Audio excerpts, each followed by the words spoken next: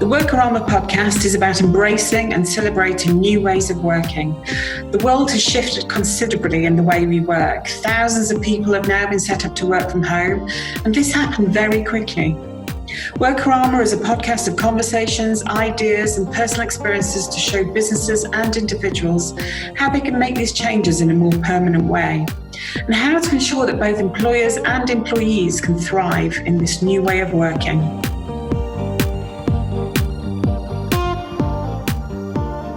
In this episode, we're going to be talking to Kat Thorne. Kat is Executive Director of the Commonwealth Education Trust, and she's also a member of our small co-working space in Portsmouth. So let's hear what she's got to say today.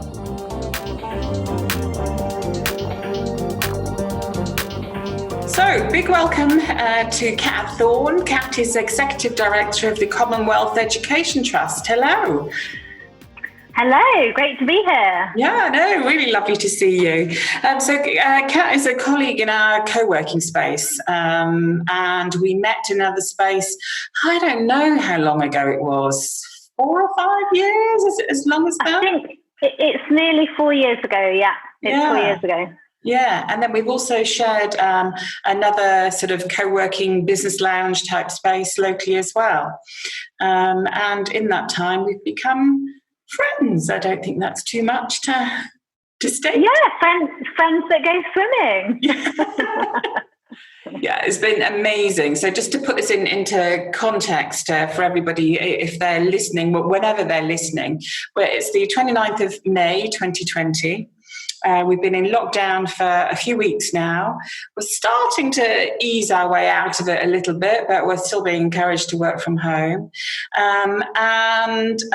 We both live in Portsmouth in Southsea, near the sea.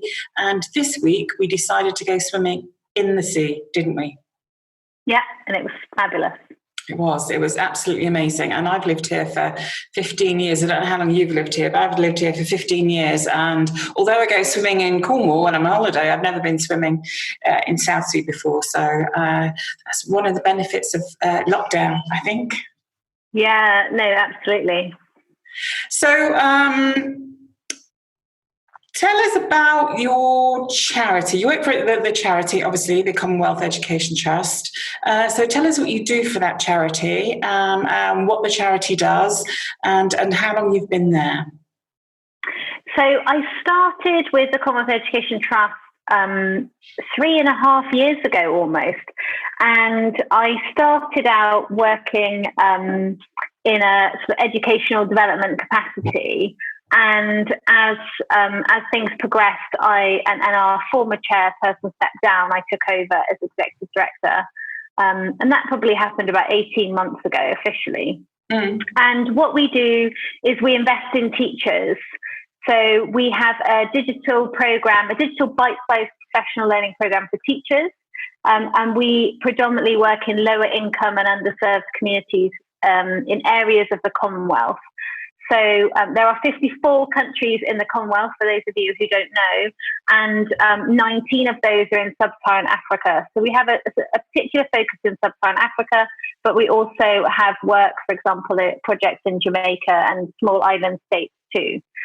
So just to give people a little bit of an insight into this, because I wasn't really, even though I was a teacher for a short period of time, I wasn't really aware of the education, or what's now been named the global teaching crisis that is happening across different parts of the world. Right. And I think the recent pandemic has highlighted this. So if anybody out there right now didn't realize the value of teachers before this year, they certainly do now.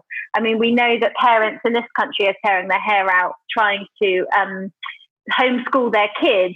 You know, now imagine what a teacher's sort of life and role really is, and the sheer power that a teacher has and influence over children. So it really is quite simple that teachers are one of the most, or the most impactful resources in our classrooms. So why are we not investing in them? And the reality is in low-income countries is that kids are going to school and they just aren't learning the minimum. And one factor that is consistently in our classrooms is teachers. So, the question is, why aren't we investing in them? Why are we investing in everything else except those humans? So it's very timely now with the pandemic and humanity to actually look, we have a digital program, and I'm a big ed tech lover, and it's the industry I've worked in for most of my career. But I still believe there's a critical role for human beings. If you just give people online courses, that's not going to change very much. But if you give people, and teachers in our case, high quality digital learning experiences, and you combine really great human beings and support, you've got the perfect combination to really make sustainable change. And for us, it's in classrooms.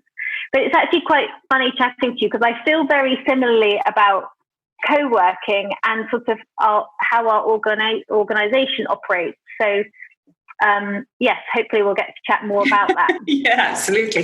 It's funny, I was talking yesterday to somebody who suggested, and I think this is a great business opportunity, somebody suggested that I rent a van and just go around and collect up all the children, a bit like, the old-fashioned child catcher and chitty chitty bang bang, because I think we absolutely, I don't have kids myself, but I think we absolutely haven't realised the value of that teacher role and the relationship with their kids and everything else. And I think that the time is definitely now in terms of your charity and the work that you're doing, and realising that value that they have, and also that, as you say, that sort of realising that real life value, that real world value. I don't know about you, but I did some of my education, my ergonomics was distance learning. I absolutely didn't want to do distance learning at all, but it was the only thing that was available to me at the time. It's a totally different experience, and we do need that blend.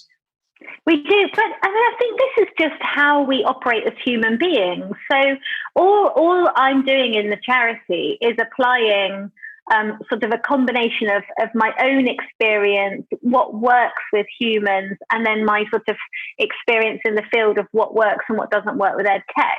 And if you think about the example with the swimming, it's the same as going to the gym, because we all had each other to hold each of us accountable, and we had a time, and we had a date, and we had a kind of purpose. That swimming experience happened. Whereas I can bet you, if we had just sort of said that to ourselves, we would have woken up and gone, "Oh no, I'm too tired to get up and go swimming." Yeah.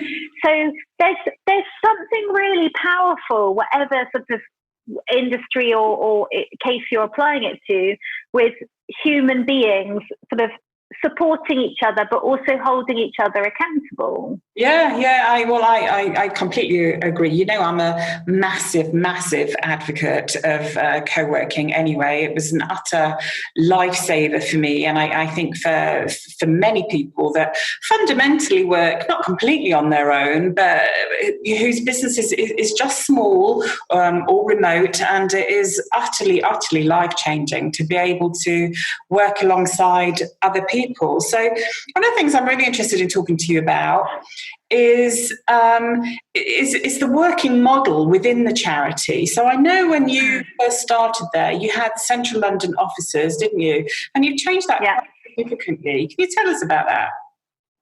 Yeah, so just before I joined the charity, I was working for an ed tech company, and when I moved to Portsmouth, my job was mostly on the road. So at the time, our offices were in Milton Keynes, and then we had offices in other, HQ in Norway and so on. So it just didn't make sense to go to Milton Keynes very often, because the commute was so far, 3.5 hours from Portsmouth each way. So I'd go up there perhaps once a week, but otherwise I needed somewhere to work. So that's why I found the first co-working space. So when I moved over to the charity, I was already in a co-working space, and I was commuting to London probably 3 days a week.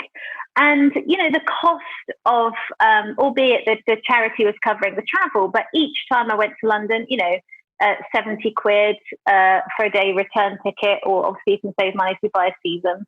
And then I'd go to Piccadilly. So I'd spend, best part of two and a half hours to get to the office in the morning.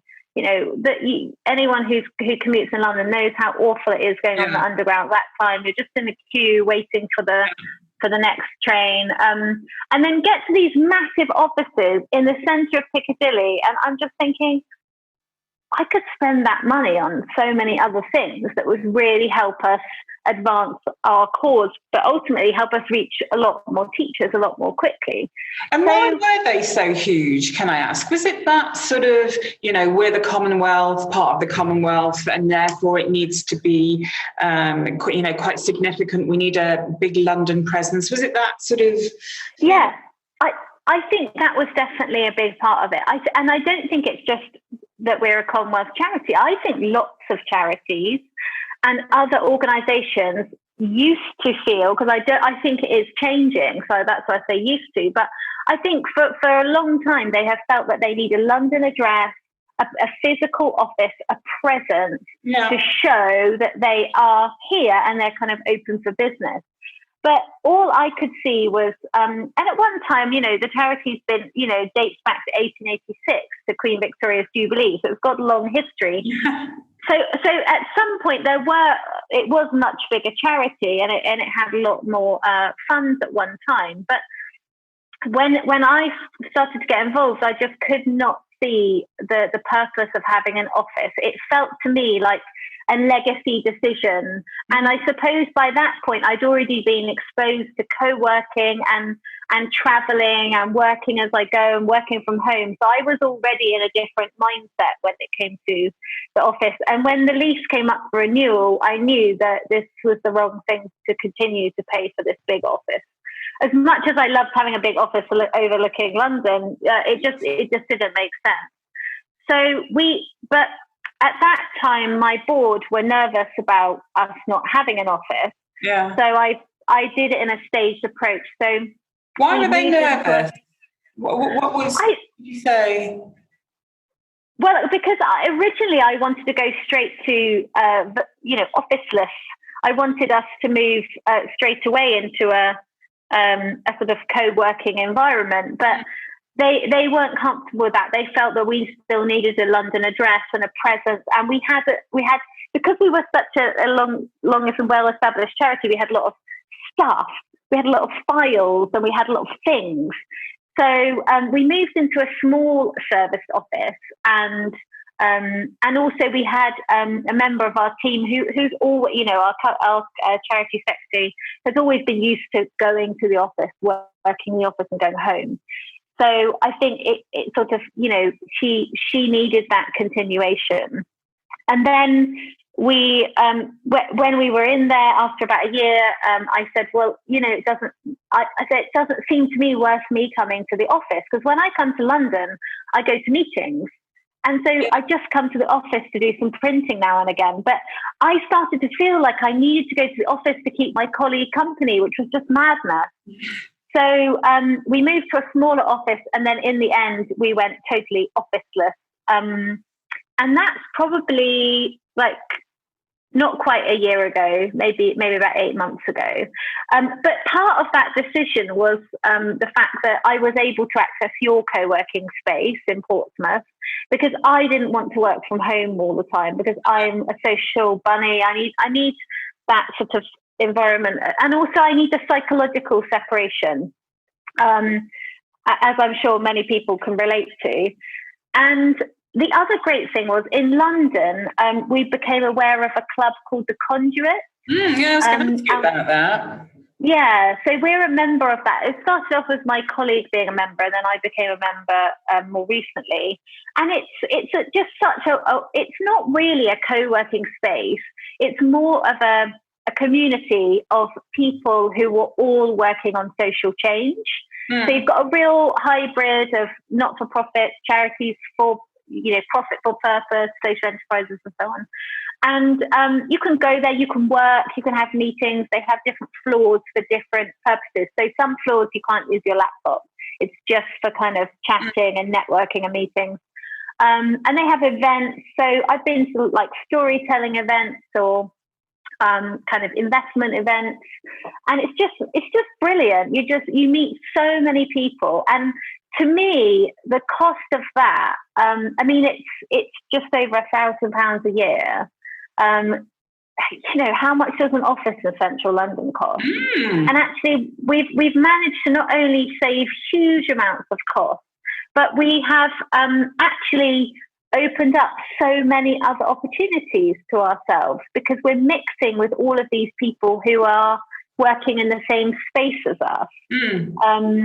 So I think we felt much happier letting go of the office when we knew that we had some alternatives, because I wouldn't have wanted just to go to everybody working from home and then no other sort of plan. So that's why It's quite a hard change, that, isn't it? I think you need that sort of soft landing, if you like, that sort of halfway house in between. And I always think, with whether it be a co-working space or a business type lounge like the Conduit or a club, that kind of thing, it's.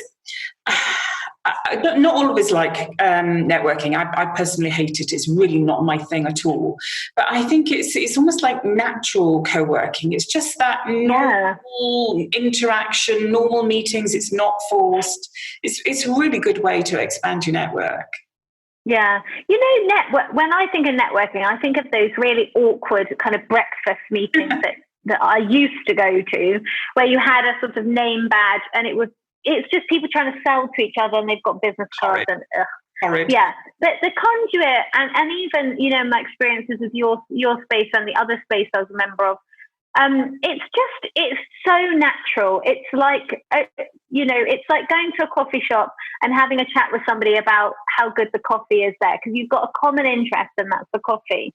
And so people aren't trying to sell to each other. They're trying to help each other, because everybody's invested in the cause, whether it's climate change or education or whatever.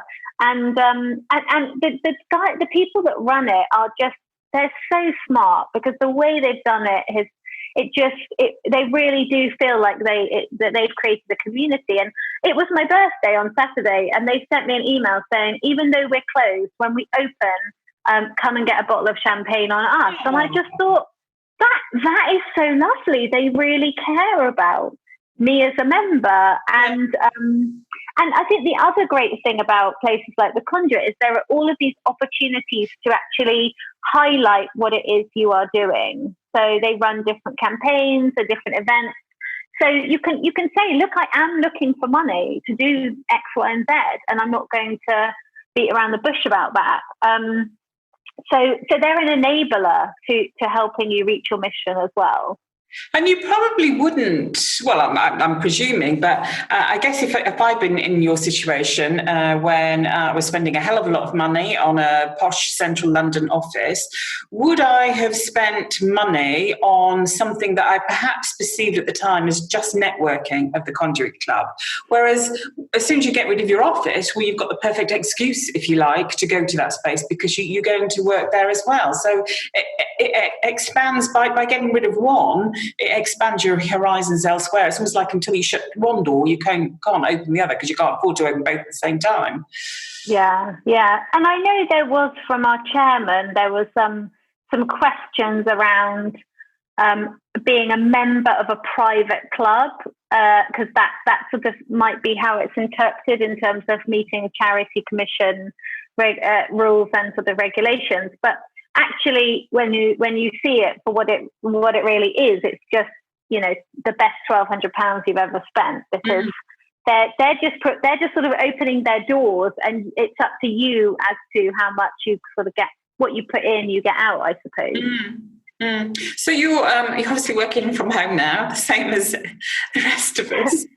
Yeah. How is it? How's it been? It's been okay. I mean, I suppose. In order to save some money for the charity, I've reduced my salary and my working days, although that hasn't been going as well as planned, because there's more work than ever to do. But I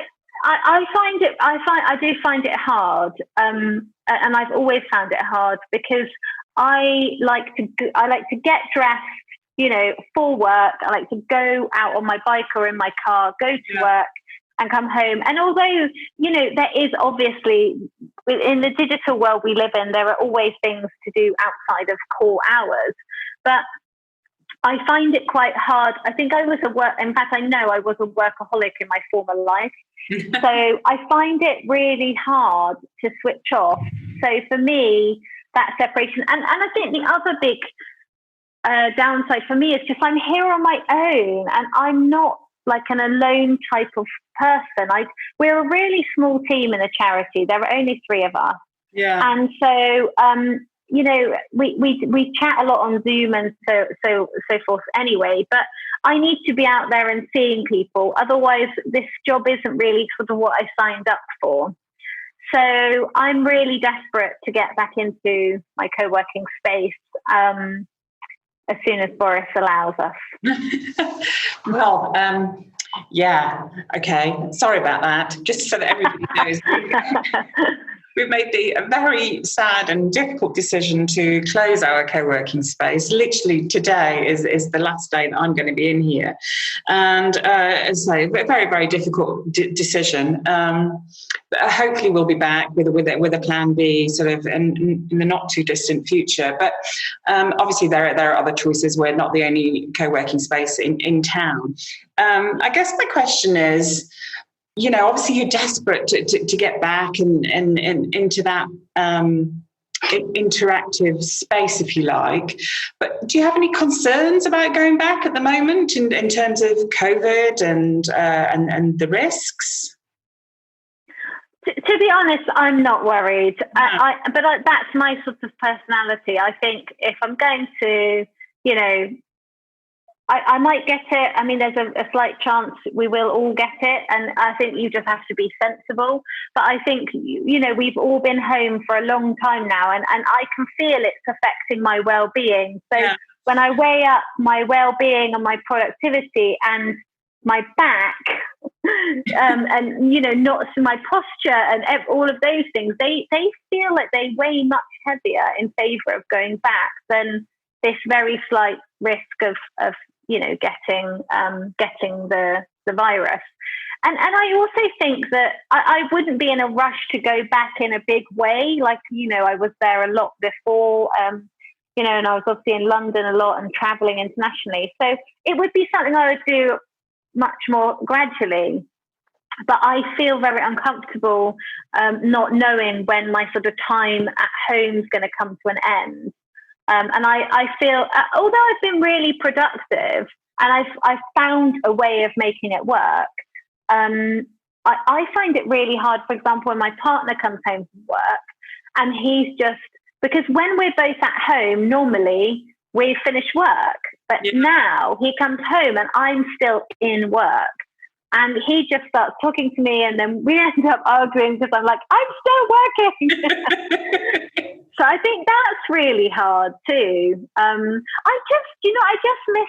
really miss just people. I find myself chatting to random people at the moment when I'm out walking my dog, because I miss being in sort of an environment. So, you know, I was really sad when you decided to make that decision, but I think another opportunity is going to come along. And what I really think is going to happen now is that businesses who've got sort of space, maybe it's a cafe that's closed on a Monday, or, you know, maybe it's a pub that has upstairs space, or who knows. But I think co-working is going to almost kind of blossom into something different now. I don't think it just has to be office space that, like your sort of background is showing us. I think it might look quite different. Yeah, well, you know, as you know, so do we. I mean, you know, watch this space, guys, but we absolutely agree with you. And in terms of the charity sector or the third sector, whatever you want to sort of class it as, do you think that is the future for them? Can you see that happening? Yeah, definitely. And I just don't. I was talking to somebody yesterday, and I was just saying that, you know, my ambition as the executive director of this charity is not only to create a very impactful program that improves education, but it's also to innovate in the sector. The sector is really, really lagging behind the sort of commercial world, and I just cannot understand why all the major charities, even small charities, still feel it's so necessary to have a London, sort of Oxford Circus office and presence. We now have we still have a London address, we just have a virtual office. And, it's like £20 a month. And we can go and collect our post and things like that. So I think they will start to move because you've probably seen in the news, Oxfam have pulled out of 18 countries, 1,500 people going. There's going to be more of that. It's going to come now thick and heavy. And I think one of the ways that we can, ultimately save money is by looking at what we spend a lot of money on. And I think rent is one of those. But it's not just cost-saving exercise. It's also about the well-being of your employees. Like, who wants to go back to commuting now? I mean, the thought of going back to London several days a week now, to me, is just, I really think I just went way too often because I felt like I needed to be there in person. I think it's made us all just reassess how we live our lives and how we earn a living. It certainly has me and most people I know. So in terms of the charity, how are you doing? Obviously the sector's been hit very, very hard. Are you doing okay? We're really actively fundraising now, but we're doing it in a different way. So we're creating something called a Founders Club. And I think if we come back to this concept of humanity, I think if corporates should be looking to how they can give back, and some of them have already, but I think we see more and more of these small independents. Like, I've started buying some really nice new vegan protein powder, and I was so delighted to find out that 10% of their profits goes to their animal charities, and I thought, I love that company even more for that. But yet you see independents doing that, but you don't see the big, corporates doing that. Or when they do it, it feels like it's for PR purposes and not as genuine as it could be. So what we're doing is we're trying to create a sort of corporate partnership program where it's a two-way street. There's value for both the charity and the corporate to get involved. And we're looking at different ways that we can engage their employees. So, for example, for me, I've been to Zambia 7 times now, but for many people in this country, they will never have visited Zambia, and it may never be somewhere they get to go. But to go there and see what is really going on in education, and to see the difference that a really low cost intervention could be really motivating. And I think this experience, we've been working with a really interesting program called Furlontier, which has been recently set up to connect furloughed employees with charities. And these 3 people we've got are absolutely phenomenal. I mean, they are just young, bright, enthusiastic people that I've just chucked stuff at them. It's not necessarily their skill set, and they just go, okay, I'll figure it out. And I think there's just so much opportunity for companies if they were to partner with a charity that there could be so much benefit on both sides, as well as obviously money changing hands, which is what we need to make the world go round. But I think for us, we're just focusing on that because I think we're not in the right place to do public fundraising. And you see with now Sir Captain Moore, what he managed to do. Everybody has got the NHS on their minds. So how do you connect, a UK population with what's going on in lower income countries right now? It's, we're kind of looking at what's on our doorstep.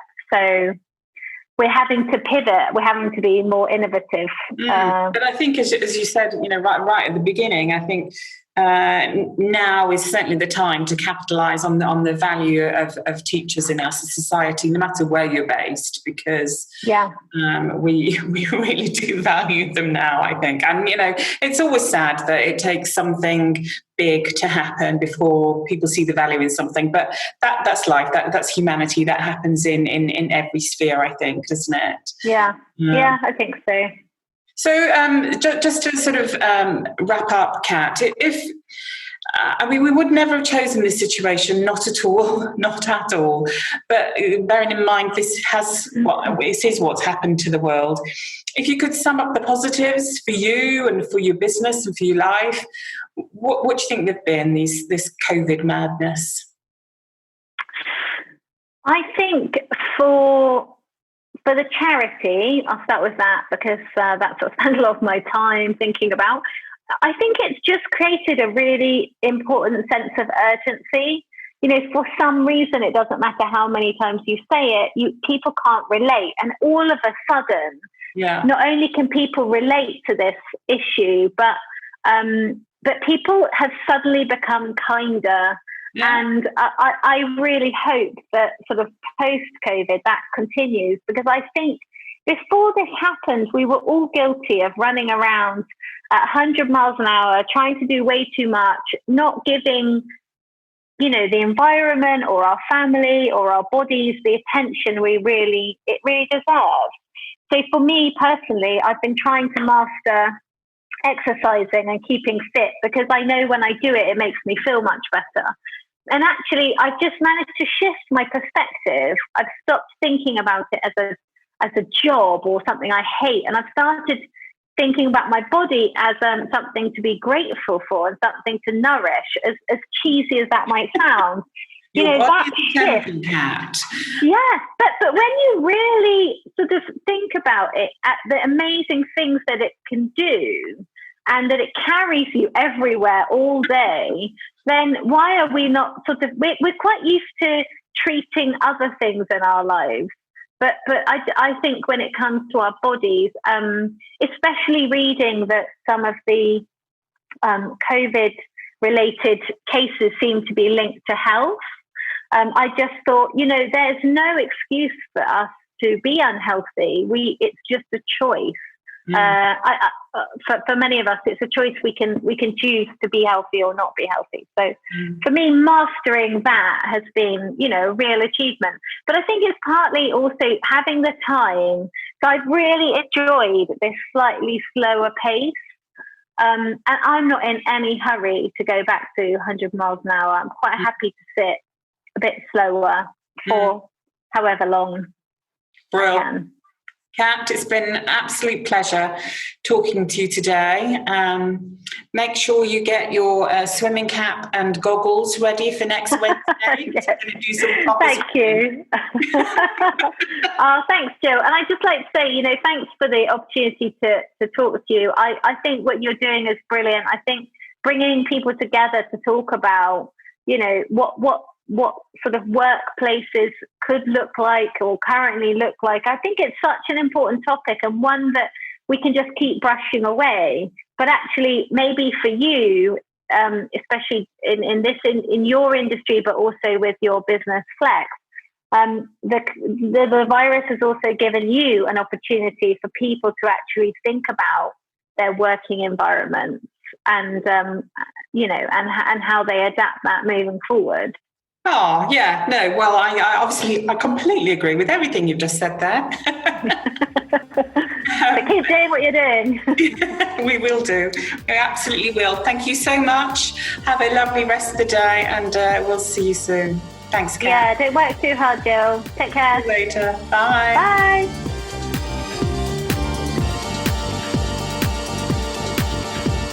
Oh, the lovely Kat Thorne. It was so nice to talk to her today. Very enthusiastic about her charity and all the good stuff that all the teachers are doing at the moment. We really do need to appreciate them more than we have done in the past. I hope you enjoyed listening to her. Thank you. See you soon.